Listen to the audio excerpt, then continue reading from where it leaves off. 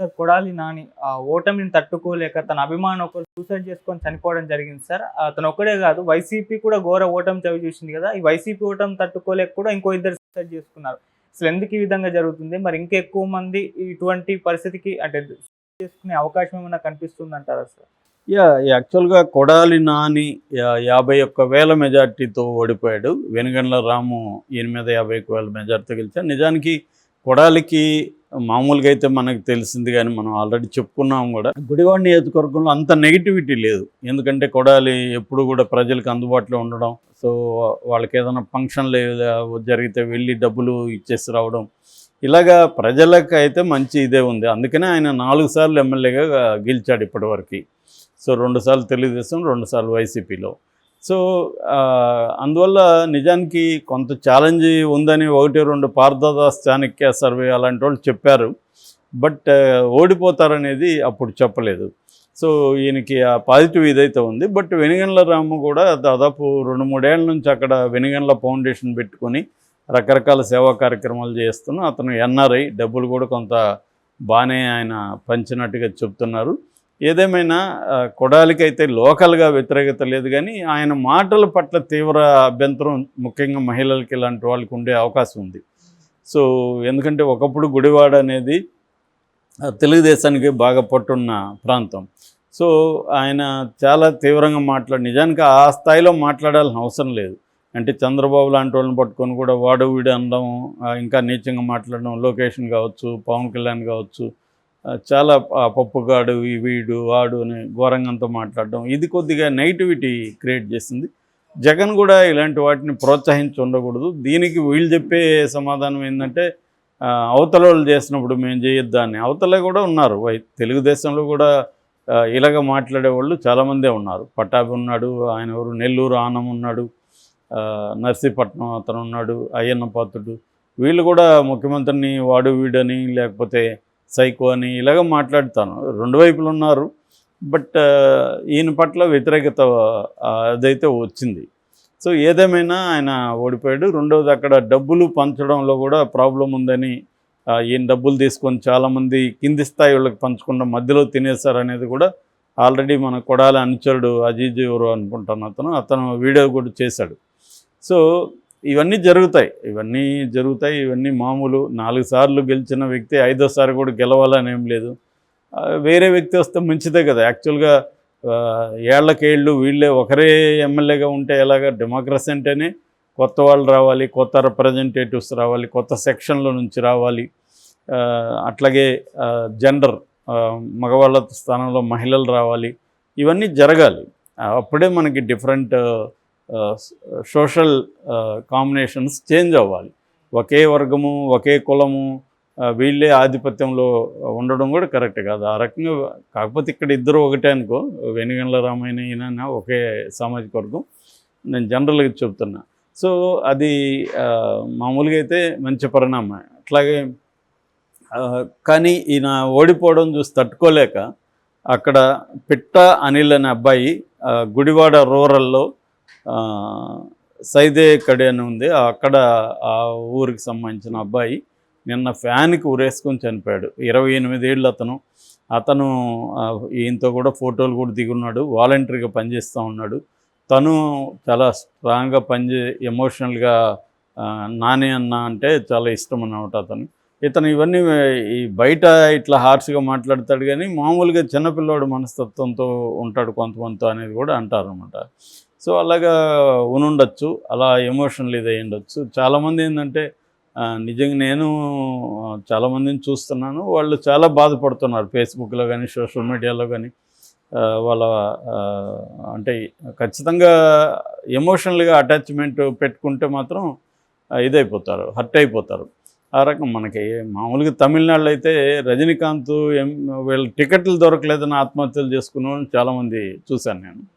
So కాబట్టి ఎమోషనల్గా ఒకదానికి నువ్వు అటాక్ చేయనప్పుడు, అది జరగనప్పుడు విపరీతంగా హర్ట్ అయిపోవడం, డిప్రెషన్కి గురి కావడం, దాంతో స్పర్ ఆఫ్ ద మూమెంట్ వెళ్ళి ఆత్మహత్య చేసుకోవడం అనేది జరుగుతుంది. ఇది వెరీ వెరీ కామన్. మనకి రాజశేఖర రెడ్డి చనిపోయినప్పుడు కూడా అంటే వాళ్ళు చెప్పిన లెక్కలో ఉన్నంత చనిపోకపోవచ్చు, కానీ కొంతమంది చనిపోయారు.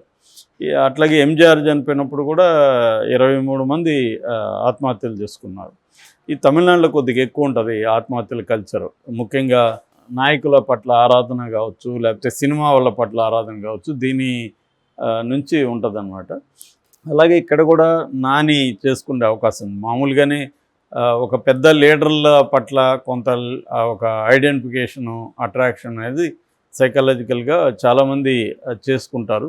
వాళ్ళకు వచ్చినప్పుడు వీళ్ళు తట్టుకోలేరు. నిజానికి నాని కూడా ఎలక్షన్ ముందే ఆయనకు కూడా ఆరోగ్యం ఇదైంది, బీపీ రైజ్ అయ్యి, అంటే ఎక్కడెక్కడ డబ్బులు పంచారు ఏంటి, ఎవరెవరు మనకి వేసి ఉండొచ్చు, ఈ రివ్యూ జరుగుతున్నప్పుడు ఆయన కుప్పకూలి సోఫాలో పడిపోతే ఆయన హాస్పిటల్కి తీసుకెళ్లారు. సో ఇది ఇందాక కేతిరెడ్డి వీడియో కూడా చూశాను. కేతిరెడ్డి వెరీ పాపులర్ కదా, గుడ్ మార్నింగ్ ధర్మవరంతో. తను కూడా అసలు నేను ఓడిపోవడం ఏంటి, వైసీపీ ఎంత ఘోరంగా ఓడిపోవడం ఏంటి, ఆ సత్యకుమార్ ఎక్కడి నుంచి వచ్చాడు, అతను గెలవడం ఏంటి అనేది అతను కూడా షాక్ అవుతున్నాడు. సో ఇలాగా అంటే ప్రజలతో బాగా తిరిగిన వాళ్ళు, ప్రజలకి ఏదన్నా సమస్య వస్తే దగ్గరున్న వాళ్ళు కూడా ఓడిపోయిన ఇవి ఉన్నాయి. అంటే ఒక్కోసారి ఏ కారణాల వల్ల జనం ఓట్లు వేస్తారనేది కూడా కరెక్ట్గా గెస్ చేయలేరు. మనకి సినిమాలాగే దేనివల్ల సినిమా హిట్ అవుతుందో గెస్ చేయగలిగితే అందరూ కూడా అలాంటి సినిమాలు తీస్తారుగా. సో ఇది కూడా అంతే. కాబట్టి వాళ్ళకి ఒక్కొక్కసారి ఎలాగ సిల్లీ రీజన్ ఉంటుందంటే, ఆ మధ్య మా పక్కింటి వాళ్ళు ఎవరు అడిగితే ఎవరికి వేశారంటే పలానా వాళ్ళకి. ఎందుకు వేశారంటే వీడి ముఖం చూసి చూసి బోర్ కొడుతుంది సార్, కొత్త ముఖం వస్తే బెటర్ అని చెప్పారు. ఇలాంటి కారణాలకు కూడా ఓట్లు వేసేవాళ్ళు ఉన్నారు. కాబట్టి రకరకాల కారణాలు ఉంటాయి ఓడిపోవటానికి. ఒక కారణమో లేకపోతే కొంతమంది ఇవాళ 5 కారణాలు 10 కారణాలు ఇలా లిస్ట్ పెట్టేస్తున్నారు. అంటే బయట ఉన్నవాడికి మాట్లాడడం ఈజీనే, పోస్ట్ మార్టం అనేది ప్రతి ఒక్కటి చేస్తాడు. అదేదో సచిన్ అంటాడు, బాల్ ఎత్తిచ్చేవాడు కూడా సార్ మీరు ఆ బాల్ని అటెంప్ట్ చేసి ఉండకూడదు సార్ అంటాడు, నాకు సలహా ఇస్తాడని. సో సలహాలు ఇవ్వడం ఈజీ, కానీ దాన్ని ఆ ఫీల్డ్లో ఉండేవాడు బాల్ కొట్టేవాడికే తెలుస్తుంది ఆ బాల్ని కొట్టాలా లేదా, ఎందుకు కొట్టారు అనేది వాళ్ళకే తెలుస్తుంది. కానీ బయట ఉండేవాడికి అది నువ్వు కొట్టుండకూడదు అంటే వీడు పోయి ఆడితే తెలుస్తుంది వీడికి అది కొట్టాలా లేదా. కాబట్టి బయట ఉండి మనం జగన్ ఓటమికి 10 కారణాలు, ఇదే చంద్రబాబు ఓడిపోయింటే మళ్ళీ ఇదే సేమ్ చంద్రబాబు ఓటమికి 10 కారణాలు, ఇదే బ్యాచ్ అలాగా వెళ్ళిపోతారు. ఈ విశ్లేషణ చాలా ఈజీ, కానీ అంత కరెక్ట్గా మనం ఎవరు కూడా చెప్పలేము. రకరకాల కారణాలతో ఉంటాయి. వీటిని అన్నిటినీ విత్ డేటా పెట్టుకొని అనలైజ్ చేయగలగాలి. డేటా లేకుండా మనం కూడా ఎమోషనల్గా రియాక్ట్ అయిపోయి మాట్లాడడం వేస్ట్. డేటా అంటే ఇప్పుడు ఎంత లేదన్నా జగన్కి 40% ఓట్లు అయితే వచ్చాయి కదా. గతంలో కూడా 39 ఎంతో తెలుగుదేశానికి వచ్చాయి. సో ఆ రకంగా జగన్కి ఏమీ తక్కువ లేరు కదా. 40% అనేది it's not a small number. ఇవాళ 0 నుంచి పవన్ కళ్యాణ్ ఈ స్థాయికి రాలేదా. సో మళ్ళీ 5 ఏళ్లలో జగన్ రాడనేది ఏం లేదు. అతను ఏంటంటే ఫైట్ చేయాలి, అనేక అడ్డంకులు వస్తాయి, జైలుకు పోవచ్చు, ఇంకోటి జరగచ్చు, ఆర్థికంగా ఇబ్బందులు పెట్టచ్చు. వాటన్నిటిని తట్టుకొని నిలబడితేనే లీడర్షిప్ అనేది వస్తుంది. కాకపోతే ఇక్కడ ఏంటంటే ఇలాంటి కొంతమంది ఎమోషనల్గా ఉన్నవాళ్ళు వీళ్ళు ఆత్మహత్యలు చేసుకోవడం బాధాకరం. వాళ్ళు ఎందుకంటే వాళ్ళ ఫ్యామిలీకి ఒకవేళ ఈయన ఆదుకున్నా కూడా ఎంత ఆదుకోగలడు. ఒక 28 ఏళ్ల కుర్రాడు చనిపోవడం అనేది ఆ ఫ్యామిలీకి పెద్ద ఇది. ఇదే కాకుండా కడప జిల్లాలో కూడా చిన్నమల్లాలు అనే ఒక అబ్బాయి చనిపోయాడు. దిగువ తంబలపల్లి అంటారు దాన్ని. ఆ అబ్బాయి కూడా చనిపోయాడు.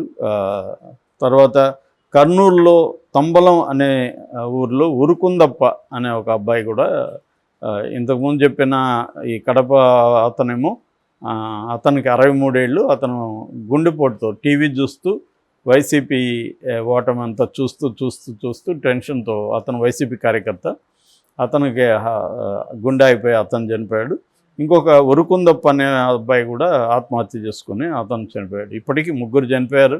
ఇది ఒక్కొక్కసారి ఏంటంటే ఆత్మహత్యలు కూడా కంటాజియస్ అంటారు. కంటాజియస్ అంటే అంటువ్యాధి లాంటివి.